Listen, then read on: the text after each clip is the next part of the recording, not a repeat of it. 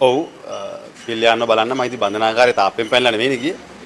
බන්ධනාගාරේ නීතියානුකූලව එළිය කිවිලි අස්සම් කරලා තමයි බලන්න ගියේ. සහ ඌ හම්බෙච්ච වෙලාවේ බන්ධනාගාරයේක් ළඟ හිටියා. ඒක තමයි මේ රටේ නීතිය. ඉතින් ප්‍රංශයට ගිහිල්ලා මහජන මුදල් වියදම් කරලා ප්‍රංශයට ගියේ නාම රාජපක්ෂ මහින්ද රාජපක්ෂ බැසිල් රාජපක්ෂ පිළියන් බලන්න ගියාද කියලා අහන් එන්න නම් හරි අපරාධයක්.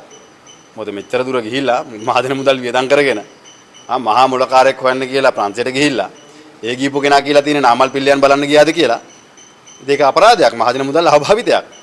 මොකද ඒක මේ ඔබ තමුන්නාන්සලාගේ හැම මාධ්‍ය ආයතනයකින්ම මේ වෙලාවේ විකාශනයකුත් තිබ්බා. මාධ්‍ය අරගෙන ගියා අය තනියෙන් හොරාට හැංගෙන හොරාට මේ බන්ධනාගාරේ තාප්පෙන් පැනලා රාය ගිහිල්ලා හම්බෙලා කතා කරලා ආය තාප්පෙන් පැනලා ගෙදර ආවේ නැහැ. ඒ හින්දා මේ පැහැදිලිවම අපිට පේනවා දැන් මේ පාස්කු ප්‍රහාරය සම්බන්ධයෙන් දේශපාලනීකරණය කළා.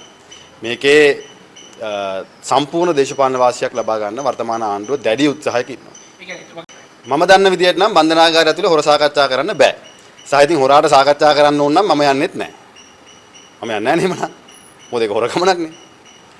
අද ඩයස්පෝරාවේ අවශ්‍යතාවයටද ආණ්ඩුවේ අවශ්‍යතාවයටද මේ දේශපාලනික අවශ්‍යතාවයකටද කියන කාරණේ පිළිබඳව මෙරටේ ජනතාව තුළ යම් තක්සේරුවක් තියෙනවා. හැබැයි ඉතින් පැහැදිලිවම මේක දේශපාලනික වශයෙන් මෙහෙවන්න ආණ්ඩුව අද කටයුතු කරනවා.